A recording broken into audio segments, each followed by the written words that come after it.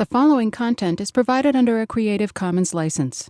Your support will help MIT OpenCourseware continue to offer high-quality educational resources for free. To make a donation or to view additional materials from hundreds of MIT courses, visit MIT OpenCourseware at ocw.mit.edu.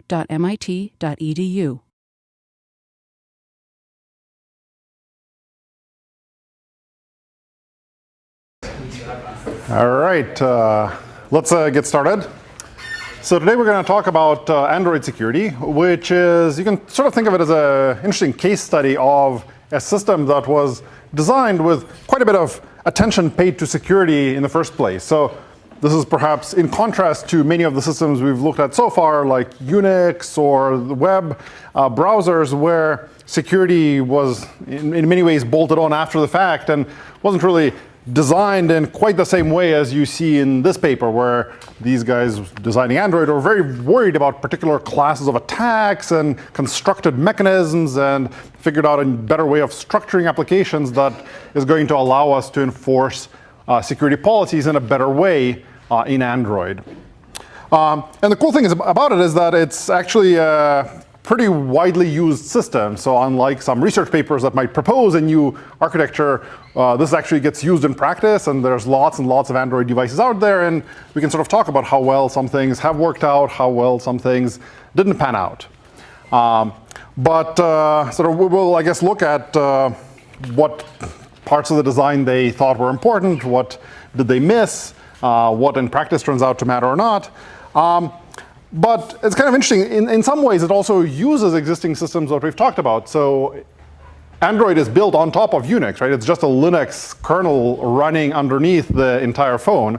So in many ways, they use some of the familiar mechanisms you guys have seen in Lab 2 already, where you use Unix user IDs and groups and all these things to separate applications from one another. But in Android's case, they have a very different way of setting up user IDs and file permissions, et cetera, than in a typical Linux system. So I guess let's start out by talking about what is the threat model. What are these guys worried about on a phone?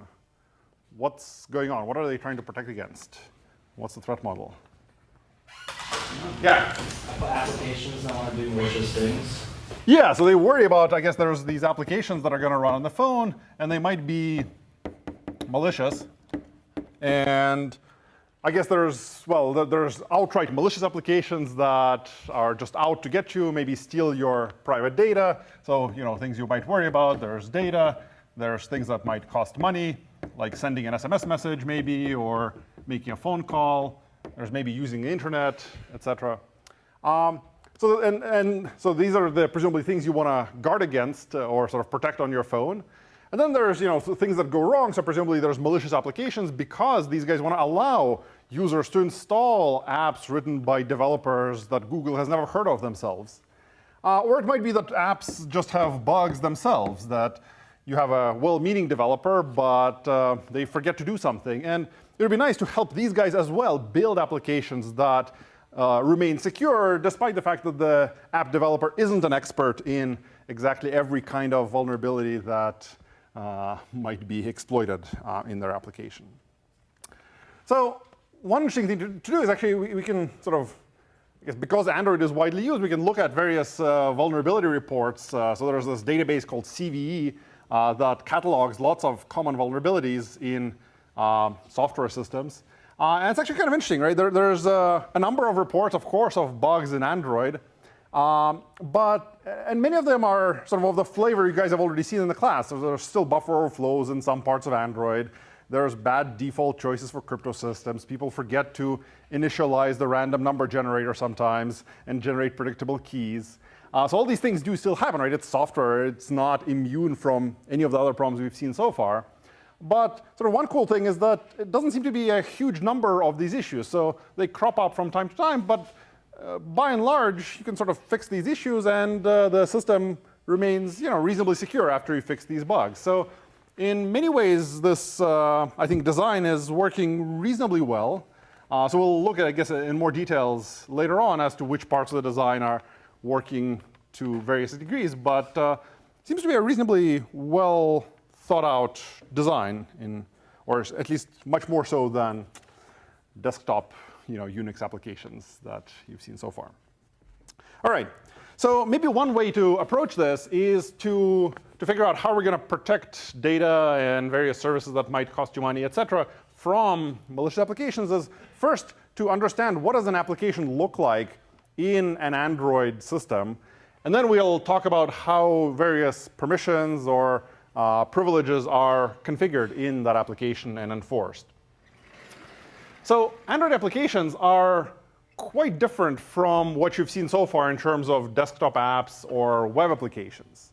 So instead of being a monolithic piece of code with a main function that you start running and you just keep going forever, they're actually much more modular. And the application in the case of Android is actually, you can think of it as a collection of components. And the paper sort of talks about 4 kinds of components that the framework, that the Android framework sort of provides to you or gets the developer to think in terms of. And the components are roughly, there's something called an activity. So you might have an activity component. And this is just a thing that has a user interface. So these are things that actually display things to the user or take user input, touches, key presses, et cetera. In terms of security, the activity thing has an interesting security property that you probably want to make sure your user input is going to one activity at a time. So the framework, I believe in Android, actually ensures that there's only one activity that's getting your user input at a time. So if you are running your bank application, you can be reasonably confident that there's not other applications in the background grabbing the screen presses corresponding to your PIN number in your bank app. So having the framework be aware of these different activities helps enforce some security properties with respect to user input. All right, so these guys are the sort of user interface component of an application. And then there's 3 other types of components that mostly help an application structure its own sort of logic and interaction with other components. So there's something called a service component. And this guy just runs in the background. So you might have a service component that monitors your location, like in the application these guys describe in the paper. Or you might have services that pull things from the network in the background, et cetera. And then these guys have a content provider component. And you can think of these guys as just sort of a SQL database that you can define. Or you define a couple of tables with a schema, et cetera, and you can run SQL queries over the data stored in an application. And having it be a component is going to allow the framework to control access to this database, to say who's allowed to run queries against it. And then there's something kind of unusual that hasn't shown up in other systems, something called a broadcast receiver. And this guy is going to be used for receiving messages from other parts of the system. So we'll talk about how applications interact with one another in terms of messages. All right, so this is some very high-level logical view of how you can think of an Android application. But in reality, all these are just Java classes or Java code that the developer writes. And there's just some standard interface for an activity, for a service, for a broadcast receiver, for a content provider that you implement. But really, this is all just Java code. And this application box is really just a Java runtime that runs on top of your phone. And it's just a single process on the Linux kernel running on your phone. And all these components are just different sort of classes or pieces of code running inside of this Java runtime process. That make sense? That's how it sort of translates to traditional processes that you might understand otherwise. And the other thing that sort of ships with an application is what's called a manifest. So this is sort of code that the application developer writes or compiles. But there's also this manifest that sits on the side, which is a sort of a text or an XML file, really, that describes all these components and how other parts of the system should interact with this application. So in particular, this manifest is going to talk about things called labels that we'll talk about in a second that define both the privileges of this application in terms of what it should be allowed to do, as well as the restrictions on who else should be able to interact with the different components of this application. That make sense? Questions about how that works? So is the label something like this app cannot make a phone call, or this app can send a SMS? Yeah, so these labels are going to be things like, well, this application can dial a phone or can send an SMS message or can use the internet. And so there's really two kinds of labels, so we can sort of draw them out here. So each application has a list of labels that describe the privileges that the application has. So these are something like maybe dial permission for dialing a phone, maybe internet, etc. So we'll sort of talk about how they're described in a little bit. So these are privileges that the application has. But then you can also stick labels on top of individual components. And there they have a different meaning. So these are privileges that the application has. If you have a label on a component, it's a requirement on anyone that talks to that component to have the corresponding label. So in their example, maybe you have some sort of a friend view privilege, right? So you are able to view the locations of your friends. So that seems like a privilege you might have in an application. So you're allowed to do this. But then in order to enforce this privilege, you might actually put this friend view label onto a particular component. So you might say, well, my content provider, the database storing the location of all my friends, might have the friend view label attached to it. And what this means is that anyone that wants to access this database better have this label in their privilege set. So that's how you sort of specify permissions. You can sort of think of these are as like generalized user IDs or group IDs from Unix, except they're arbitrary strings, which make them slightly more flexible. You don't run out of these guys. You don't worry so much about who gets the number 25 or silly things like that. So can they collide between applications? Like what if you have two social apps that both use the Yeah, so it turns out these guys aren't, at least in the design, weren't super careful in scoping these guys out. So you could totally have two applications that decide to introduce the same label. So these labels are application defined, partly. And you could have two applications like Facebook and Google+. They say, oh, we want to both create a new permission string that's view your friends in a social network. Okay, well, they're the same string. So by convention, what happens is that these strings are actually longer than what I'm drawing out, and they have sort of the domain, of the Java-style domain of the application defining it in the string. So dial perm, I think, is actually something like com.google.android.dialperm. I might have slightly screwed this up, but roughly these are the kinds of strings that show up in permissions. So if you have well-meaning applications, then they won't collide in terms of these permission strings. But it turns out that nothing actually enforces this, unfortunately, in Android. So you do have some potential problems that arise as a result of this that sort of, I don't know actually why they weren't sort of fixed. It's a little bit tricky to fix them. Maybe these guys thought, well, that's good enough, or maybe they weren't thinking of these issues. Anyway, so we'll see actually what arises if you have two applications that conflict on the label names that they get. All right, make sense? All right, so this is what a single application looks like. It's a bunch of Java code, a manifest describing the permissions for the application and the required restrictions on all the components. And then in order to communicate between applications, for the most part, it's done through what's called an intent, which is an Android thing that the developers of this framework introduce.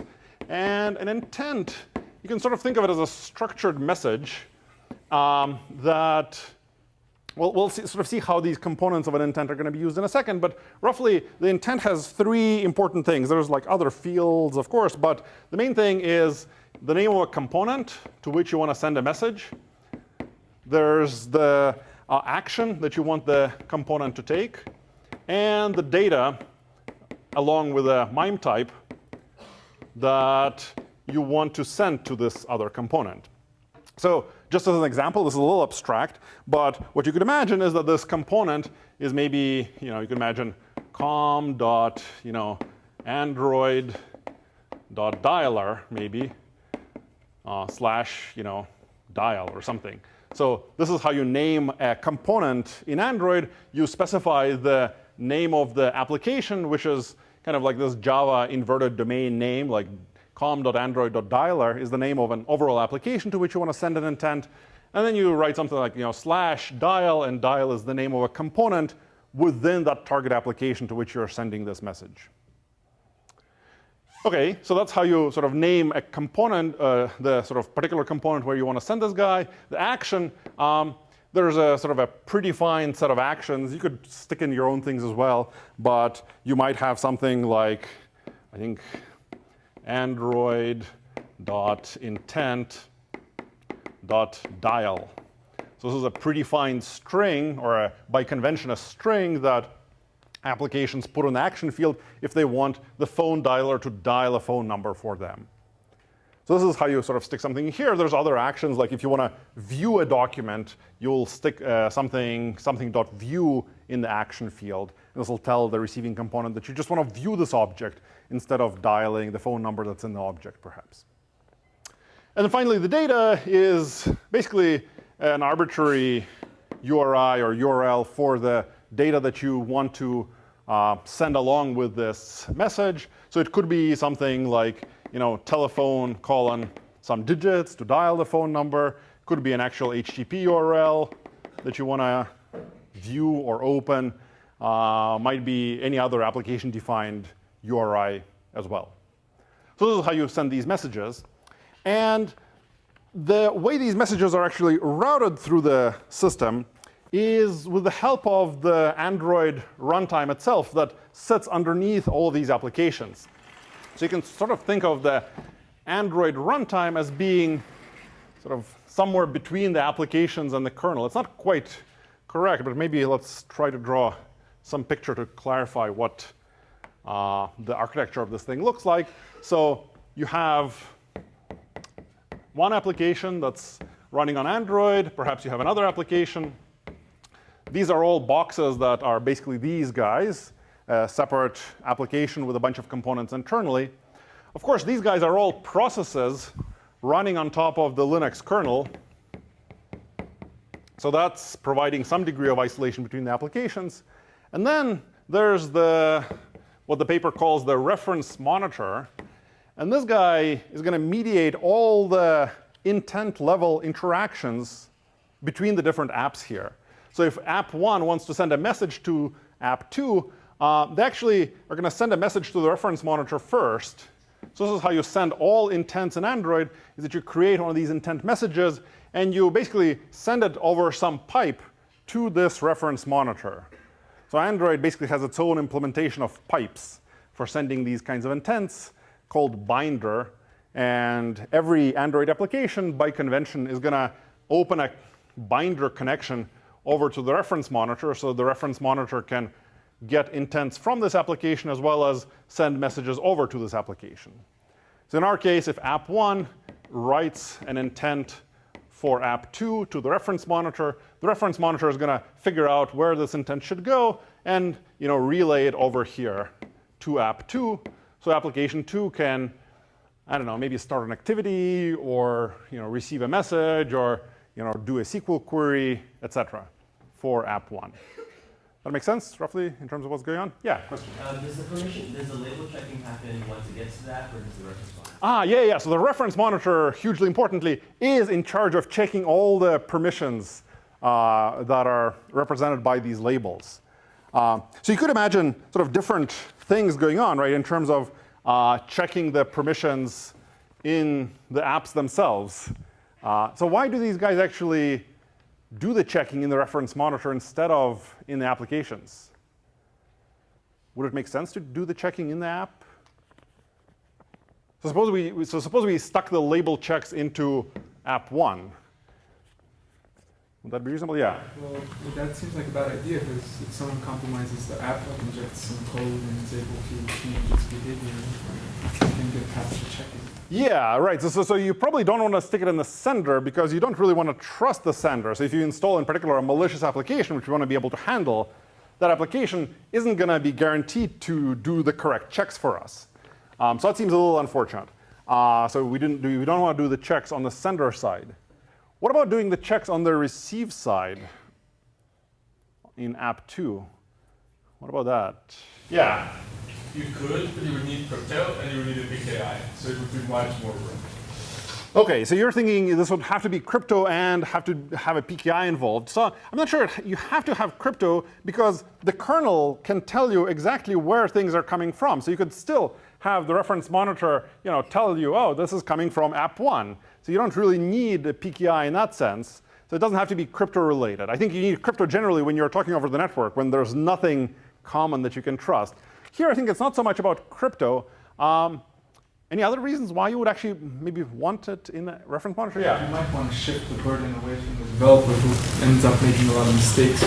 Right. So I think a huge part of it is app bugs. Right. You don't really want silly bugs that the application developer makes to compromise the security. So to the extent possible, I think you want to factor out common functionality into code that the developer doesn't have to worry about so much, or doesn't even have a chance of screwing up. So this seems like partially a good reason for sticking into the reference monitor. Yeah. It could also be because you want to minimize the trusted surface of the entire system. So you want to make the reference monitor so small that it can actually be audited on its own. Or have some component that deals with the actual label checking that can be checked on. Right, yeah. So that seems like a potentially reasonable plan as well, because the security of the overall system depends on the reference monitor being correct. Well, you could sort of see this going either way, right? Actually, putting the logic into the reference monitor makes the reference monitor bigger. So you could make the RM smaller by delegating some work to the apps, although then there's some library you have to audit. So it's not exactly clear. I think the one other sort of example I came up with for why to do that, well, I guess there's two things. One is just simplicity. I think it's easier to do the checks all in one place in many ways. So you can sort of, as you were saying, that you could really look at this and say, oh, yep, the checks are being done. They're always being done on every message. So that's sort of convincing, or good from a software engineering perspective, perhaps. Another thing is that these intents have two addressing modes. In particular, in the paper, they describe what are called implicit and explicit intents. So explicit intents are ones where you specify some component, and you actually say it has to go to this particular component. So for these explicit intents, it's actually totally fine to do the checking on the receiver side, because, well, you know where you're going to send it. You can send it there, and if it doesn't want to allow you to send the message, it'll drop it on the floor or reject it somehow. But then there's also implicit intents in Android, where you don't know as a sender exactly which application you want to receive your message. So this might happen if you just want to view a picture, or you want to dial a phone number, but you don't actually know which phone dialer the user has installed. Maybe it has a Google Voice, voice over IP dialer, or Skype, or who knows what. So in those cases, these implicit intents actually skip the component name and just say, I want this action to be handled with this data by some application out there. And in this case, it's the job of the reference monitor to find an application that's suitable for handling that kind of message, dialing a phone number, viewing a PDF or a JPEG image, or what have you. And in that case, the reference monitor can actually take permissions into account when choosing a suitable application. So it might be that there's some very sensitive PDF viewer application you have installed, and it's capable of viewing PDFs, but you don't want it accessible to most apps. So maybe the permissions on it don't allow that application to receive PDF view messages from the rest of the system. So in this case, the reference monitor will look at this and say, well, you're not allowed to send your request there, but maybe another application is willing to handle your request. So this sort of simplifies the user interface or user interaction here by matching an available system, including and considering the permissions that are available to the sender. That makes sense to some extent? Any questions? Yeah? What would the reference monitor ever be a bottleneck? It could be, yeah. So like a lot of these messages are sent through the reference monitor, and I don't know whether it's actually currently multi-threaded or not. You probably could make it multi-thread. I think the logic it's implementing doesn't involve maintaining a lot of shared state. So you could probably process many of these intent messages in parallel if need be.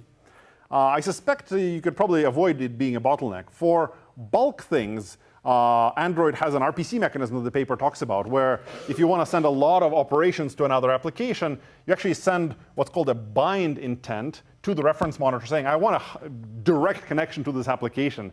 And if you send a bind intent to the reference monitor and forwards that app to this app, then you're going to establish this sort of bound channel between these two apps and then send lots of messages directly between one another. So if some application is worried about an interface which is performance critical, they'll probably do this instead. Yeah. Question? How does the permission checking work on that? Because every single label needs to match up if you're able to directly communicate with them. So here, it's not the case that you get direct access inside of app 2. It's not that you can directly manipulate all the stuff in the address space or the objects of app 2. You just get a channel that the other application is willing to sort of look at messages of and do something sensible with these messages. So it's up to the application 2 here to look at these messages and do something sensible with them, not to allow arbitrary code execution or arbitrary access. But in this application, I think they have two operations where you can add a new friend or enable or disable tracking through this interface. So there's like well-defined messages that you define, and you're going to implement probably one of these service components that's responsible for taking a message and checking that it's sensible and executing that operation. Make sense? Question? Well, so I guess intents are usually sort of human-initiated, right? Oftentimes, yeah. And humans are pretty slow, so it's unlikely that the reference monitor is going to be any kind of bottleneck. Yes, that's probably true. Yeah, it depends on exactly, yeah, I guess how you're using intents. It's a little bit of a bummer, right? In the paper, they say that the permissions at bind time are checked by the reference monitor, but the permissions on individual RPC calls between these applications are not checked by the reference monitor because you have this direct channel between two applications. So presumably the way, actually, I don't know exactly why they chose to do it this way. Perhaps it's to get away from having a reference monitor be any kind of bottleneck for heavy communication. But it means that the permissions for individual RPC operations between the applications have to be done in software inside of the application logic, which is a little bit unfortunate if we want to avoid the application developer making these kinds of mistakes and maybe forgetting to check the permissions on some RPC calls. So in some ways, if you're purely worried about security, it might have been nicer to forward all the RPCs through the reference monitor as well, because then the reference monitor is going to make sure that it checks permissions on every RPC call instead of just at the time you establish a channel for future RPC calls between two apps. That make sense? All right. OK, so let's try to figure out, actually, like one interesting thing to try to contrast is why did these guys, before we dive into sort of a little bit more details, why did these guys design a whole new app model for Android applications as opposed to, we've seen already, there's desktop applications, there's web applications. Why did these guys invent a whole new way of writing software? Like in some ways, this is confusing for the developer, because if I'm used to writing my nice little C program with a main function, I look at this and say, well, what the hell? I mean, what am I going to do with, I have to define 4 kinds of components, and I have to send intents instead of just having a C struct and writing straight line code. So what are the sort of pros or cons of existing app models, right? So we have, I guess, desktop apps and web apps. Why do we need a third column, so to say? So I guess what are nice things about these guys? Yeah. Well, the model is completely changed now, right? Because I think on desktop apps, you don't put as much trust in the developers as you put on the in mobile apps, and you have a bunch of more users that are less inexperienced than desktop users, and you end up having a bunch of apps that you really want to isolate from each other in the OS. Could be. So you think in the desktop case we don't have to trust the developers as much? Or of course you do, but it seems that there's always like your son or your cousin that can take care of your desktop if it goes. There's a different problem altogether. I guess it's cool that the phones don't need a cousin to take care of them, so that's great, right? But in terms of, I guess, yeah, in terms of security, one thing on the desktop apps is that you can't install, or it's really sort of hard to install new apps, or maybe,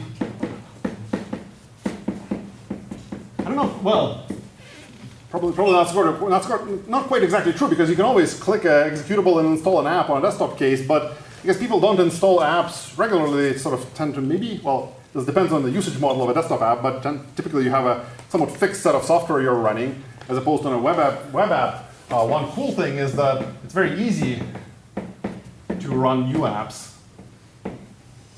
You just visit a website, and there's nothing really you have to do other than click on a link, and off you are on some new site running some new application. That's a pretty nice property of web apps.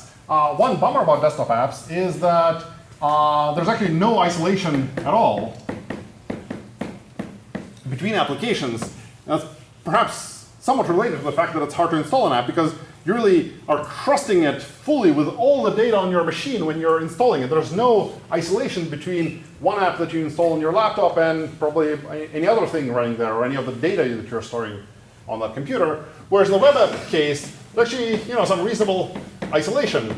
As long as you believe the same origin policy is correctly implemented by the browser, then you're in pretty good shape. It's actually reasonably safe to probably go to some arbitrary website and start using their application. It's not going to tamper with other sites that you have open in your browser, assuming they don't exploit some browser bug. So actually, okay, so far it looks like the web apps are the winning plan. They're easy to use, they have isolation. Why don't these guys use web apps for Android? Yeah? Well, so web apps are starting to become like an operating system in themselves, right? So you have Firefox OS, which is basically just a web mobile OS. Right. Okay, so you're arguing that actually these guys were mistaken. That, like, they shouldn't have built a new Android stack. They should have just done, a giant web browser as your phone. Well, at least Mozilla has shown that it's possible. Right. Okay, fair enough. So yeah, so it's at least more reasonable to go with the web apps route than the desktop route, at least for a phone. Yeah. There's no access contacts or make a phone call from a web app, so you would need an entire new API to let a web app interface with the phone hardware. Right, so there's one limitation that might be fixable, of course, but is still there, is maybe there's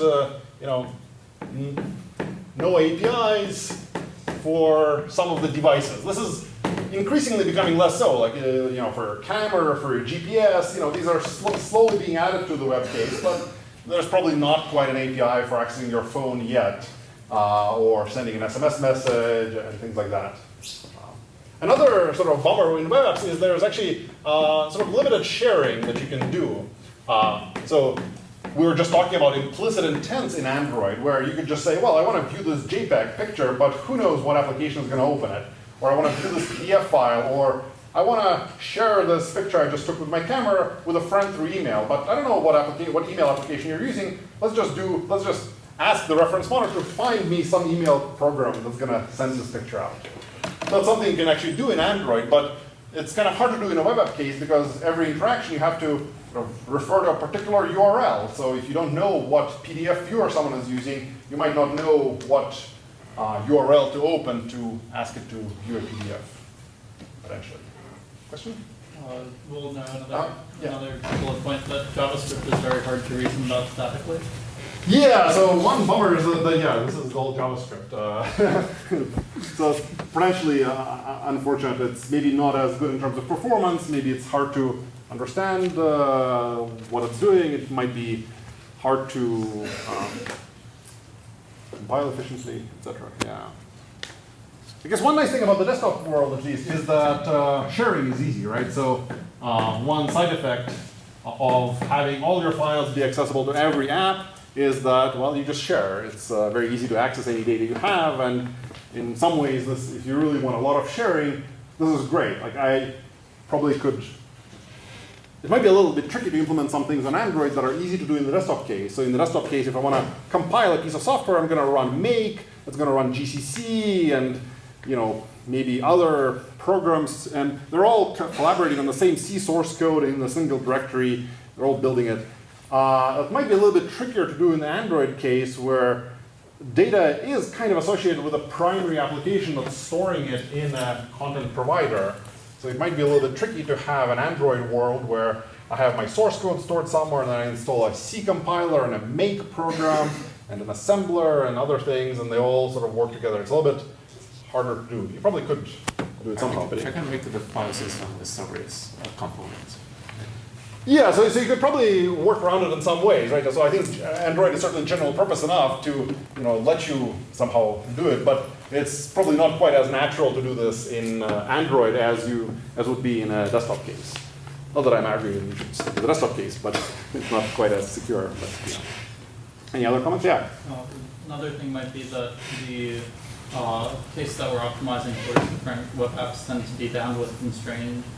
I'm not sure what desktop apps tend to be constrained by, but phone apps tend to be constrained by both RAM and processing, and much more so than either desktop or web apps, I think. Yeah, so it might be that some of the engineering decisions around how to optimize these things are going to be different. I guess one unfortunate thing about web apps, at least at the time these guys were designing Android, is that it was difficult to run a web app offline if your phone doesn't have strong enough cell phone reception. Then it might be hard for you to run some web application if some parts of it fell out of the cache. I think slowly, as you were pointing out, the web app world is catching up to Android. Like many of these limitations are getting fixed or sort of improved.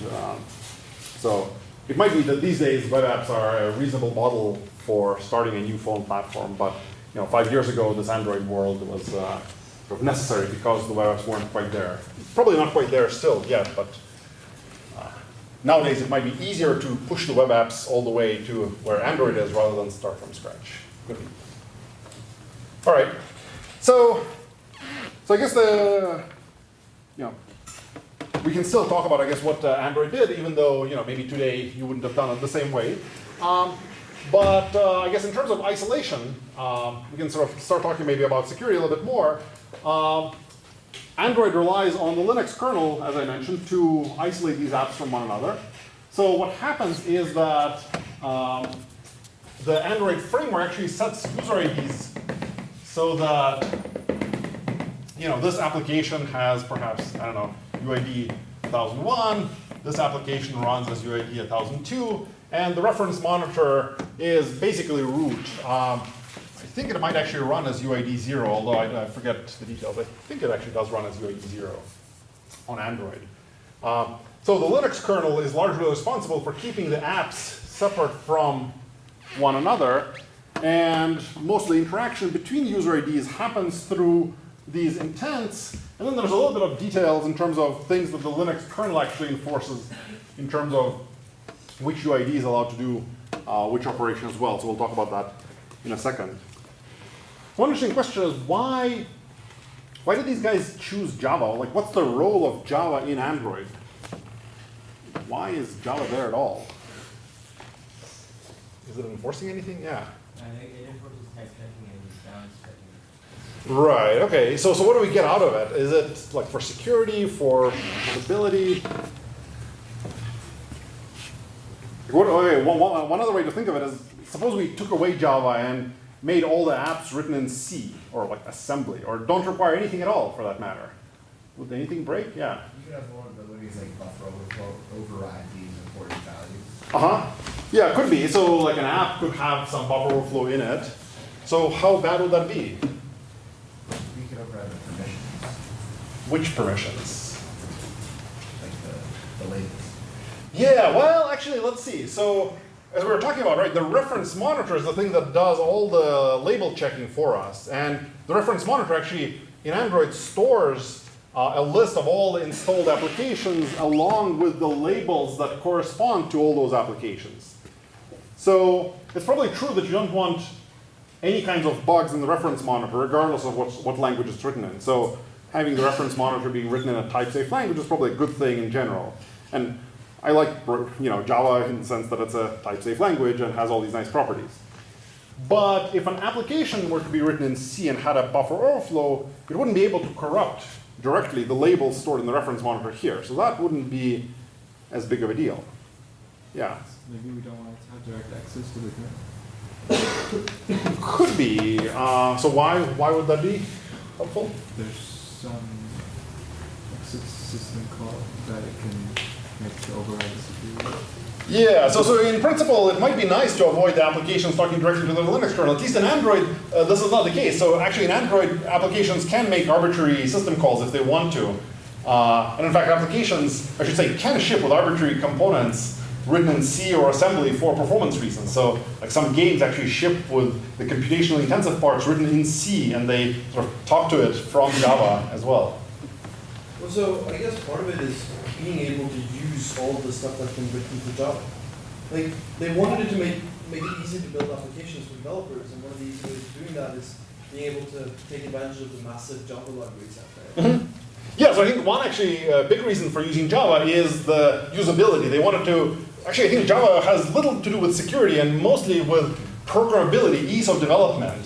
One other thing that I think is going on is that, well, to contrast with iPhones, for example, right? iPhones also really want ease of development, but they use Objective-C, which has buffer overflows if you try hard enough, and it is specific to a particular hardware. It doesn't maybe have all the same libraries. I think the main reason why the Android guys went with Java is probably the fact that they weren't manufacturing the devices at the same time. So the iPhone guys knew exactly it was going to be this ARM processor running their phone, so they could compile to ARM and be done with it. And it's actually more efficient because battery matters a lot on a phone. And the Android guys use Java, which probably is slightly less power efficient or CPU efficient because it involves this JRE, etc. But the cool thing about it, it's actually portable between architectures. So if you have a phone that has a MIPS processor or an ARM processor or an x86 processor, the Java application can be run on all three of these kinds of devices. And the Android guys wanted their platform to be usable on any kind of hardware phone. So that's probably one actually big reason for why they use Java in all these cases, and probably less so in terms of any security consideration for Java. So in fact, it turns out that the Java runtime doesn't really provide any security purpose for the application. It's just sort of a nice convenience thing, as well as providing all the abstractions that the developer should think in terms of. But in terms of isolation, it's mostly up to the kernel and the reference monitor to keep these guys in line. That make sense? Any questions?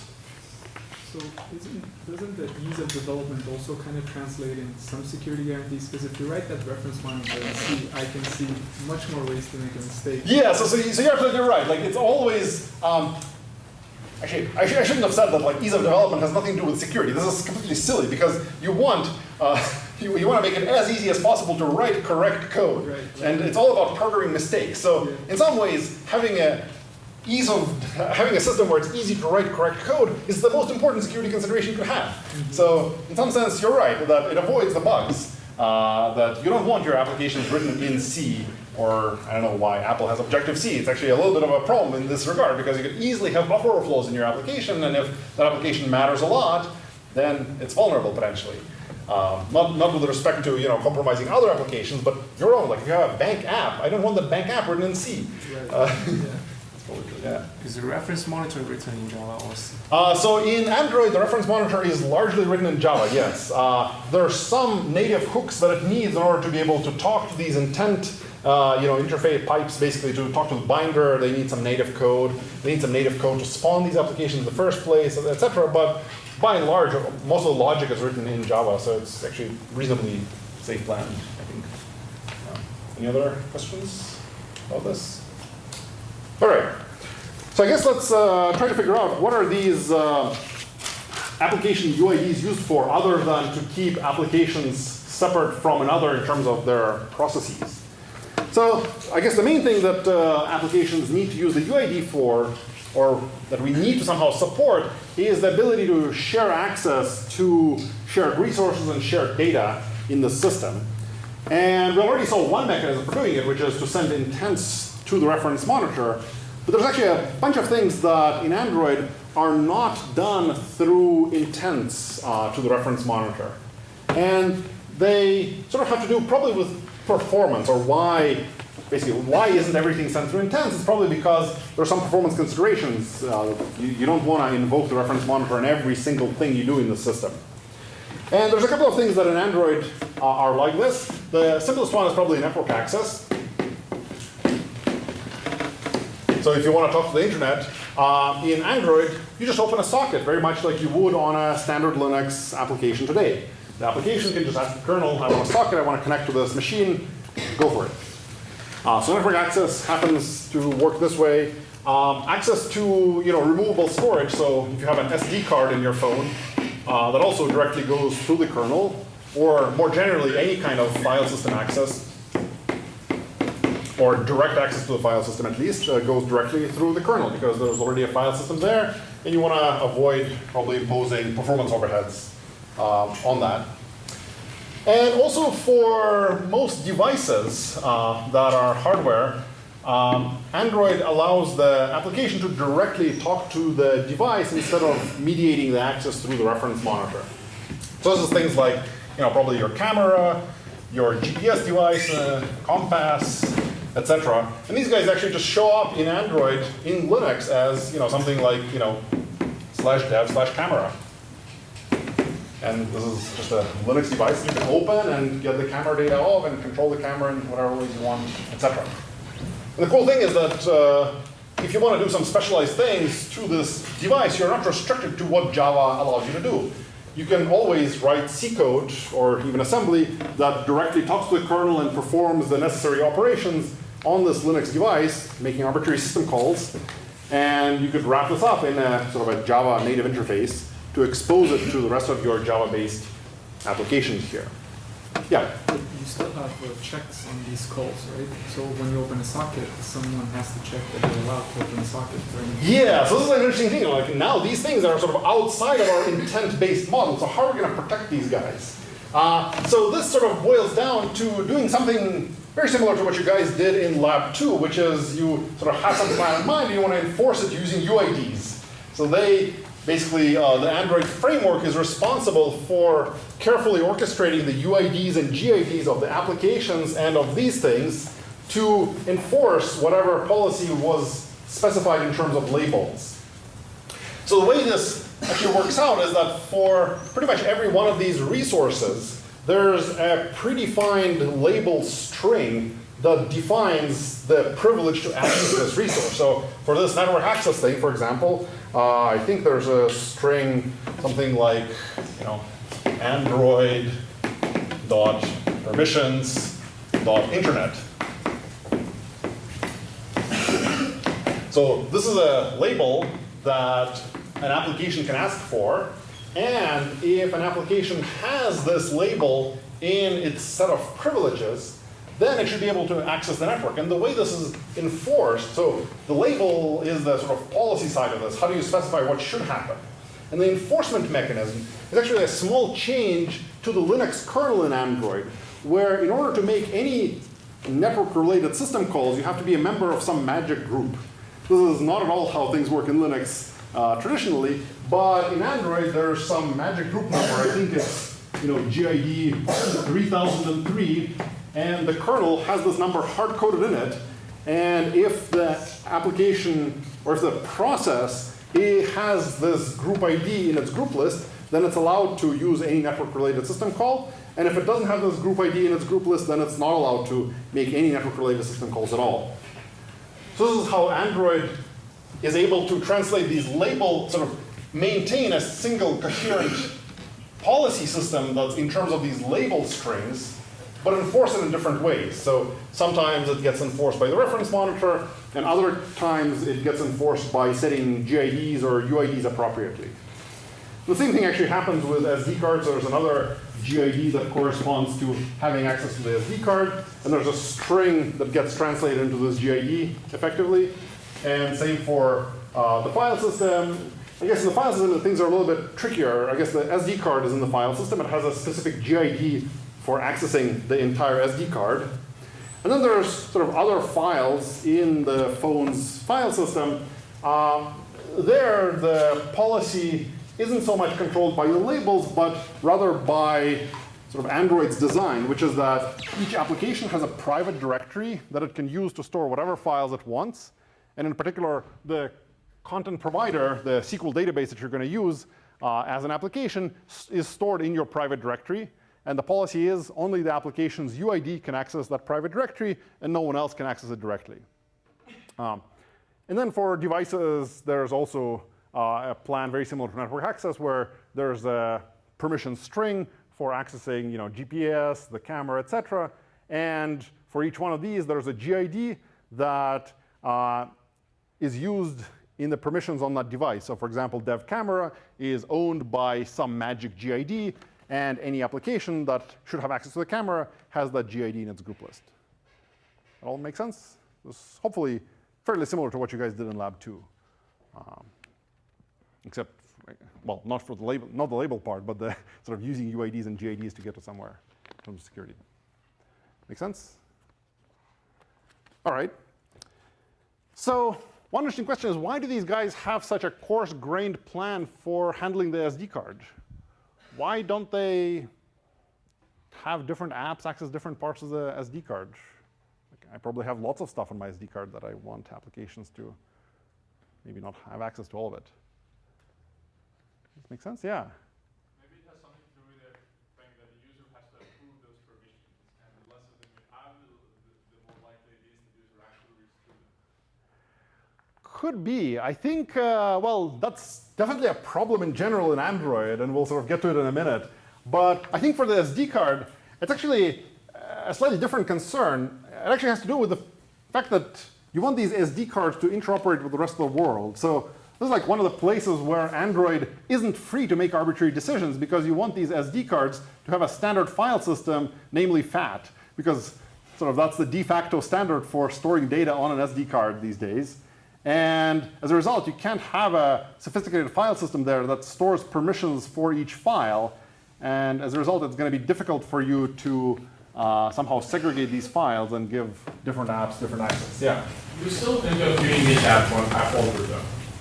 Yeah, so it might be that you could give each application a different subdirectory on the SD card to have access to, but then it would mostly be a way to give each application additional storage and not the ability for an application to read existing content from your SD card.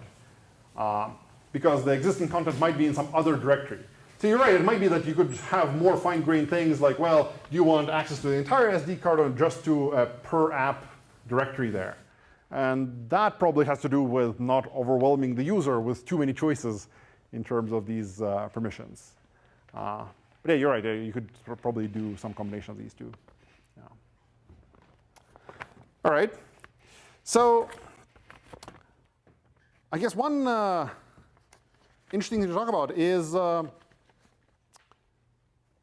where do we actually get, how do we decide whether an application should have a particular set of labels that it should have access to in this label set?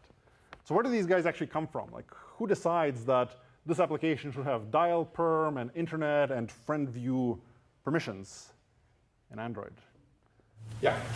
The developer put them in a manifest and ask the user to click OK. Yeah, so this is a bit of a, I guess an upfront system where the developer has to, first of all, enumerate all the things they'll ever need in the future or as their application is going to run. And then the user is actually responsible for looking over this list and deciding whether it's OK, or whether they should allow this application to be installed or not. So in this way, the user is still sort of an important part of the system in terms of security, because the user could always, almost always, approve any set of permissions you want or that the developer wants. So in many ways, this is actually quite flexible, because unlike something like iOS, where it's actually difficult to share between apps, or it's hard, for example, for a third-party iPhone application, I think, to access arbitrary other components of the phone and dial a phone or send an SMS message or find a JPEG viewer, et cetera. Here it's actually quite flexible, but the cost to it is that you have to get the developer or the user to check that the developer is asking for a sensible set of permissions, or the user trusts this developer with these privileges. So it's a little bit unfortunate. It's probably one of the biggest, actually, security problems in practice with Android, which is that users are quite willing to give away these permissions if they really want an application. I search for some application and I click install, and if it doesn't look like a particularly long list and there's nothing that pops out right away, I'll probably click OK. And I might not spend the time to really understand whether these permissions are necessary. The other slight bummer is that, at least at the time this paper was written, Android decided that the user had only two choices: either install the app or not install the app, which is a little bit of a binary choice. And the user is presumably going to just say, well, yeah, I want the app. What else am I going to do? I need to do this thing. And I think more recently, I think some version of Android, I think 4.3, introduced a more fine-grained scheme where the user is actually allowed to pick and choose from these permissions where, well, you're still presented with a list of permissions that the developer wants for their application to have, but the user can now, in a more fine-grained manner, remove some of these permissions from the application. It's not clear how an average user is supposed to use this, because it's probably quite hard to go through this list and make decisions about this. But at least the API is starting to sort of show up there. I haven't seen any significant uses of it so far, but might be nice. Yeah. All right. Any questions about that? Yeah. So there's also cyanogen mode, which just lets you take away a label. Yeah. Sorry? The cyanogen mode variant of Android just lets you take away a label. Yeah, so I think that's basically what this new version of Android lets you do, which is you can, instead of taking away, well, it's not label strings, it's actually descriptions of these permissions, but you can actually now, something I think called Android Permission Manager lets you, for every app, list all the label strings that the app has permission for, and you could, I think, remove these things on an individual basis if you feel strongly about them. I don't know how many users actually doing any of this stuff. Yeah, question? Whenever the labels are matched up, does it hard fail, or is it just that it doesn't work, that functionality stops? Well, I think it depends on exactly what the application is trying to do that is going to require that label.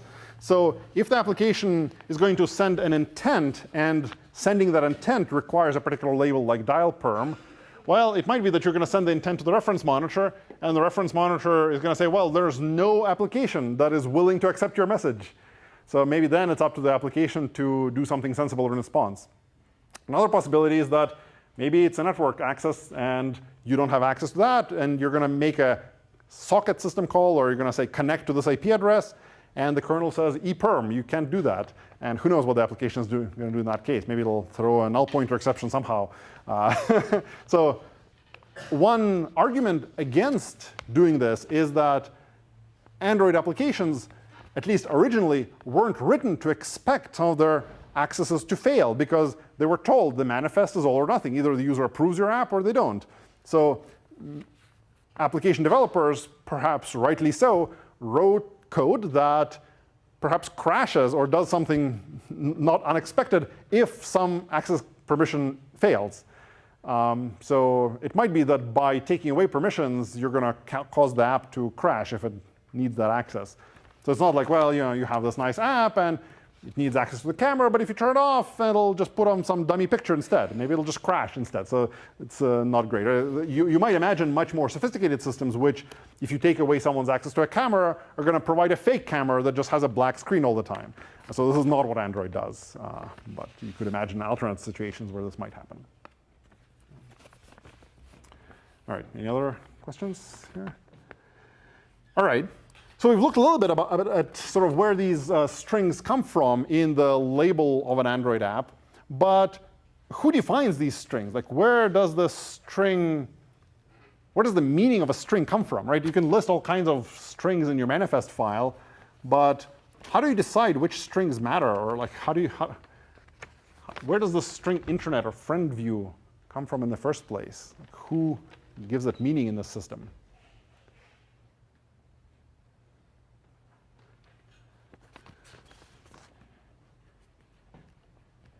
Any ideas? I think it's mostly, the way to think of it is that there's almost none of these strings should be magic or sort of predefined ahead of time. Almost all these strings are basically contracts between two applications. So one application is willing to export something under the protection of some label string, and another application wants to ask for that permission to talk to the application that defines this component. So these labels are typically, you can think of them as being defined by the application that provides some protected service. So if you have this dial permission, it's presumably something that has to be defined by an application that defines what it means to dial a phone number, so probably the dialer application in your phone. That's the thing that defines this string and says that, yeah, this thing dial perm exists, and my components are going to be protected by it. And then other applications that want to interact with this guy, with the dialer, can now request this dial perm permission for themselves. So, and of course, there are some built-in things that we looked at here, like the internet permission, the camera permission, etc. But you can sort of think of them as the Android framework being the initial application that is in charge of providing access to this resource and defining the string that's going to protect the resource as well. So what does it mean? What's sort of associated with a label string in Android, other than the fact that the string goes into the application's label here when they want to ask for this permission, and in the component label as well? So there's a couple of things that sort of is associated with the label in Android. So a label, in addition to a string, also has a couple of interesting properties.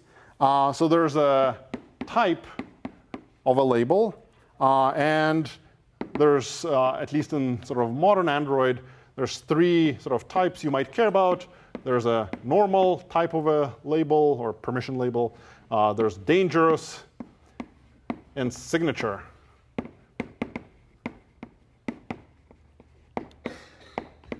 And the application that defines this permission in the first place gets to choose the type or all these other fields for a label that we're going to talk about in a second.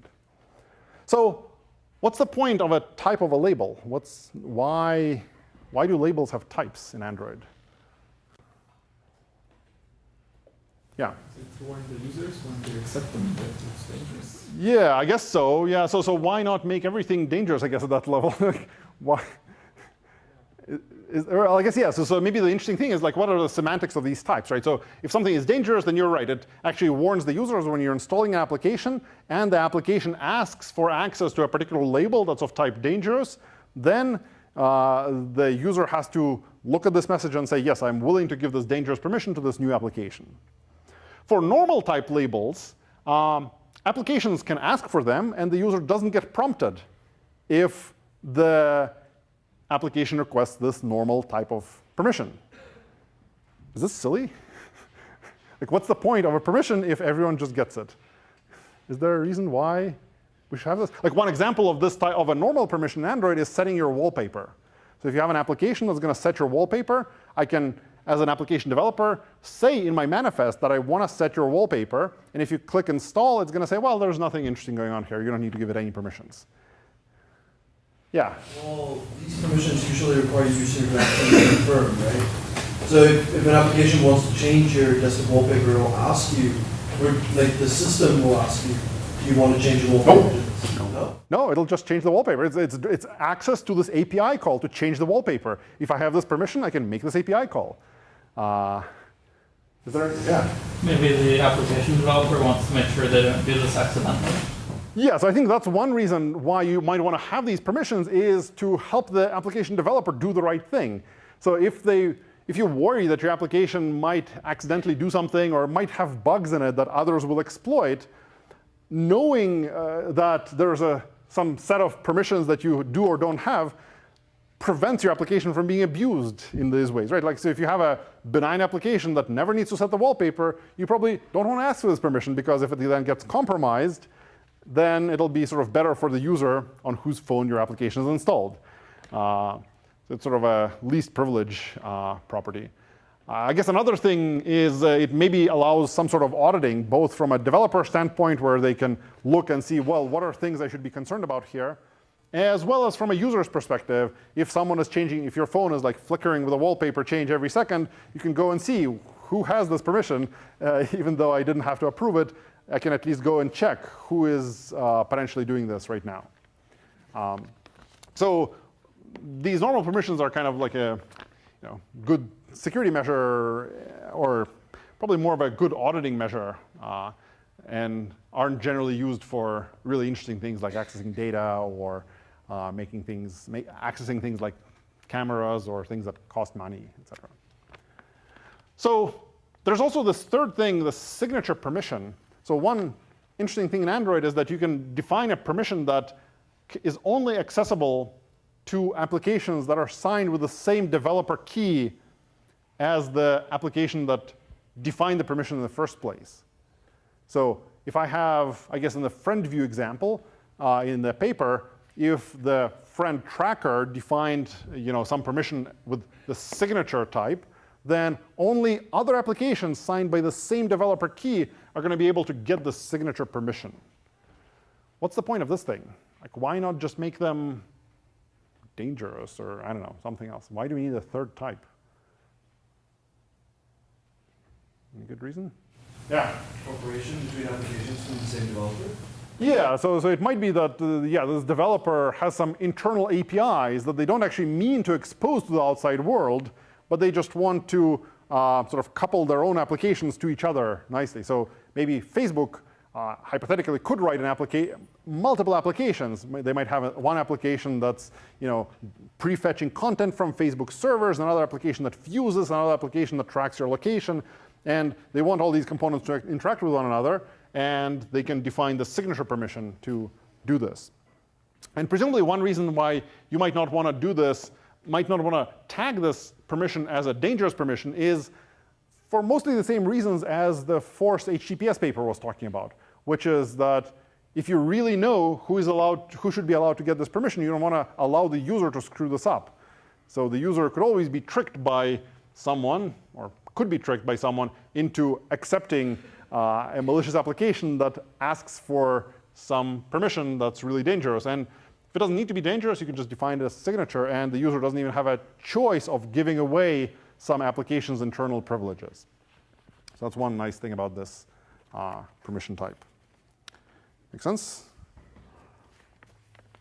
So there's other stuff associated with the label that mostly has to do with describing the permission to the user. So there's some sort of a description here that is the sort of English level explanation of what this permission entails. And it's this description that actually pops up when you're asked to install a new application. So the Android framework will look through all the label strings in the manifest of the application you're about to install and display to the user the descriptions for all those label strings, saying, OK, well, you're about to give away the privileges to dial your phone, or you're about to give this application the permission to send SMS messages on your behalf, et cetera. Does that make sense? All right. So one interesting question is, what happens if an application, what happens if a malicious application defines a label for some other app? These labels are just free-form strings. So what happens if you're a malicious application and you say, oh, I have this new great permission. It's called dial perm. It's not even dangerous, and the description is does nothing. Does it be good, or what should happen? Yeah. So if we have this data style reverse domains, it doesn't match that. Yeah, so you'd hope so. Unfortunately, it's not actually enforced. So by convention, all these permission strings should have Java-style reverse domain names, but there's no strict association between the labels that an application defines and the application's own Java-style name. And for that matter, there's nothing that enforces that an application's Java-style name be tied to anything, because we have no way of knowing whether the public key of a developer signing a particular application corresponds to com.google.something or edu.mit.something. So in fact, one slight weakness in Android that was there, at least when I checked a while ago, it probably is still there, is that the label definitions are sort of first come, first served. So when you first install an application that defines a particular label, you get to decide what type that label string is and what is the description of this label string. So for system permissions, this is probably not a big problem, because the system permissions, or the ones for built-in applications like the dialer, get defined first. But applications that come later are unable to redefine them. So at least the framework enforces that. But certainly one bummer is that if you install a malicious application first and then some important application later, the malicious application could potentially subvert the labels used by the later well-meaning app. So in the paper's friend viewer example, you could actually, if you're a malicious developer, you could first install an app, trick the user into installing some application, defines this friend view permission to be a normal permission with a description string saying, oh, this does nothing interesting at all.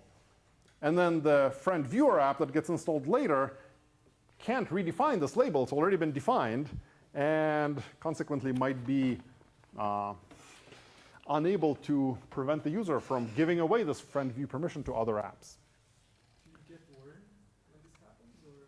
Well, in principle, the framework could do this. When I tried this, you don't get warned at all. So if you install an application that defines a label that's already been defined, it does nothing. It simply ignores the new label definition and uses the old one.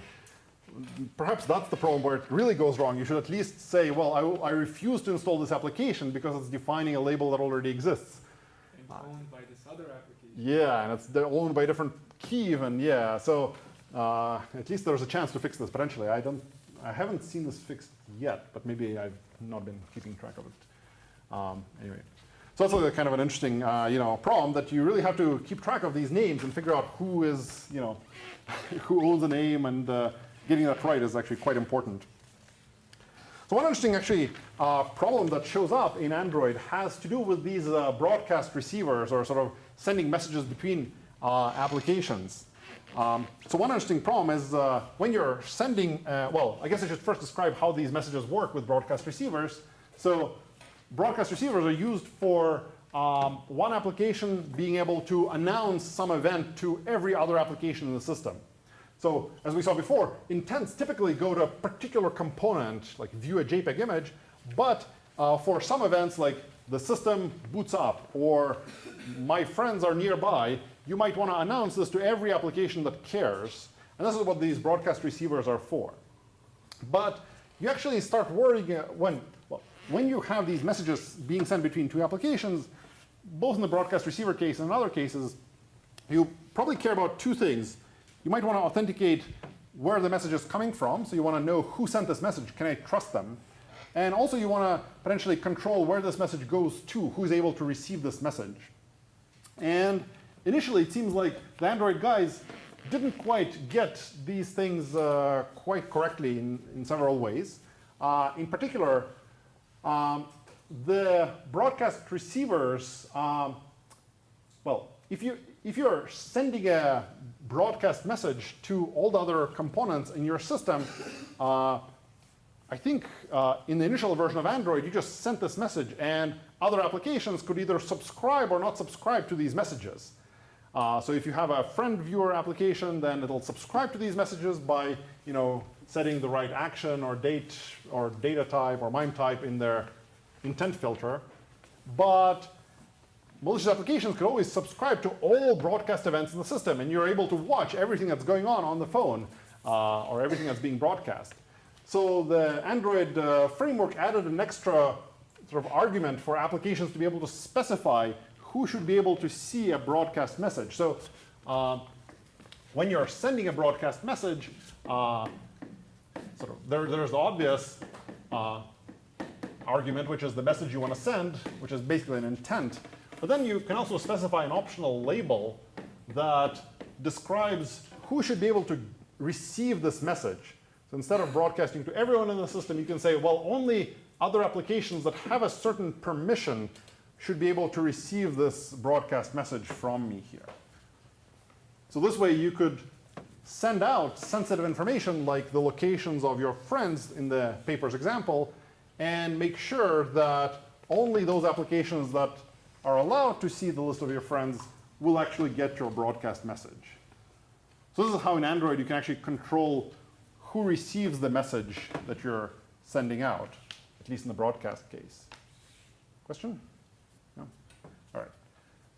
How do you authenticate where a message is actually coming from? So suppose that in Android you register for, in the paper's example, you have your friend viewer, and you receive a message saying, yep, there's, this friend is nearby.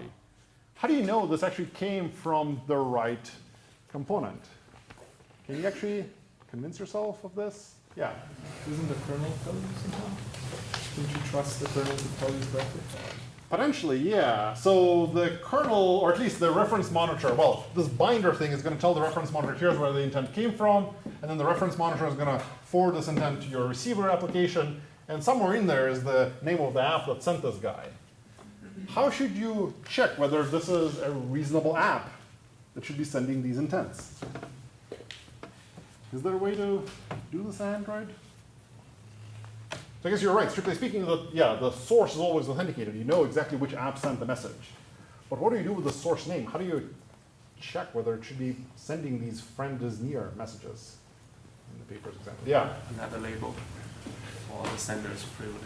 Yeah, so one way to do it is to actually stick a label on the broadcast receiver. So one thing you could do is say, well, the only people that are allowed to send a message to this broadcast receiver are people with the friend tracker, maybe,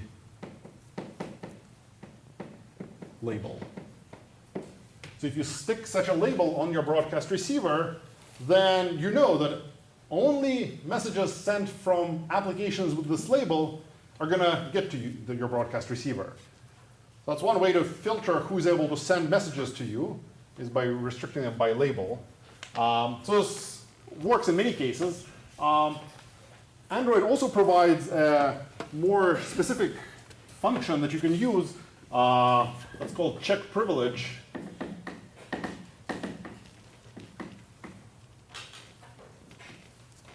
And you could sort of say, or check sender privilege, I think, and you could ask the framework whether the sender of the intent you're looking at has a certain label in its permissions. So this way you could also reason about what privileges does the sender of a particular message have in situations where maybe the framework doesn't provide quite the right mechanisms in the manifest to do this.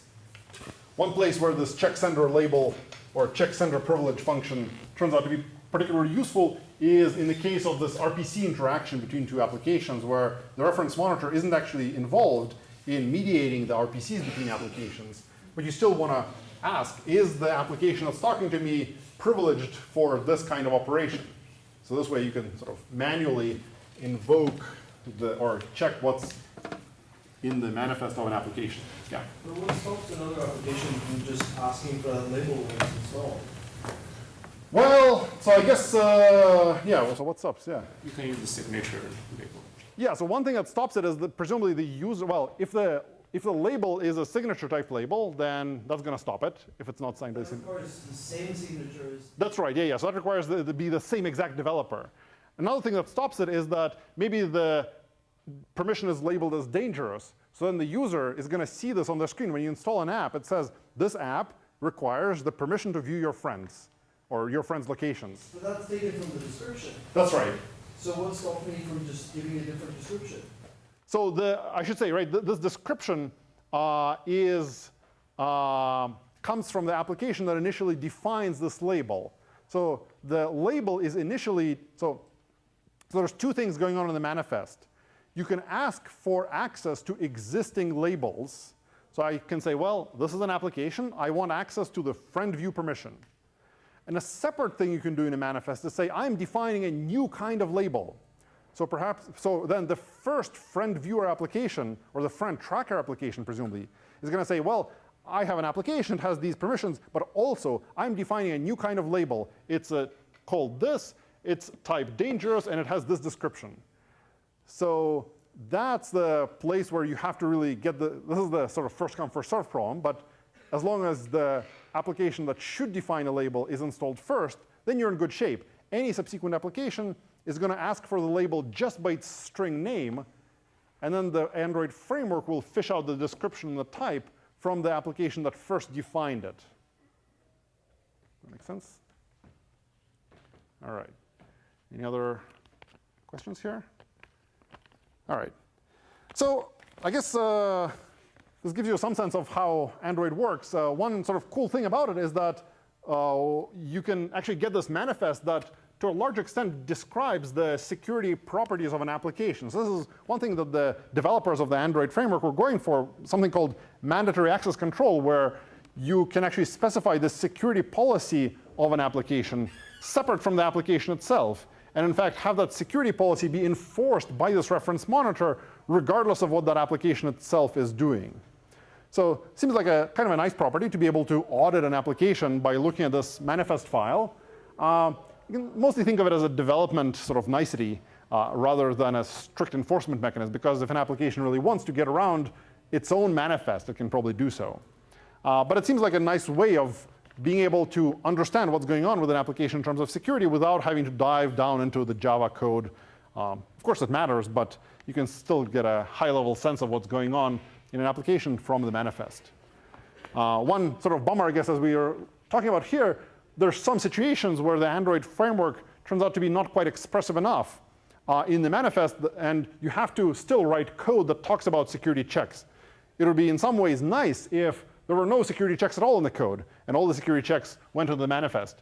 But that would mean exposing things like all the RPCs to the framework and so on. So that's potentially a bit of a trade-off that these guys are making. And I guess one other thing is actually kind of hard to change the manifest file after you've designed the system, right? So one perhaps surprising thing is that the Android framework hasn't changed in terms of security very much since it was released, or since this paper was written 5 years ago or 6 years ago now. Because once the application starts using this framework, it's hard to say some existing application is going to break. So you basically have to maintain backwards compatibility to a large extent. So you don't get a chance to sort of do it over again. I guess one interesting thing that did happen to Android since this paper came out is that the Android guys sort of borrowed an idea from Apple and are doing now much more server-side analysis of applications.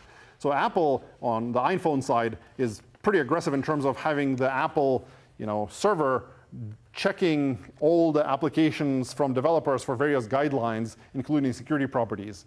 And the Android servers, or this Android market or whatever, now also does quite a bit of analysis of applications submitted by developers to make sure they are not malicious in some loose sense. So that's kind of a cool thing. And it is largely orthogonal to this security architecture. So the security architecture works on your phone, but then for any other security problems, the server can sort of evolve defenses over time as need be. Those tend to be more on the phishing side, where the human is being tricked into doing something rather than on exploiting some specific vulnerability in the kernel, perhaps, and so on. Make sense? Any other questions? All right, so we'll see you guys on Wednesday. Hopefully we'll talk about an extension of Android for data privacy.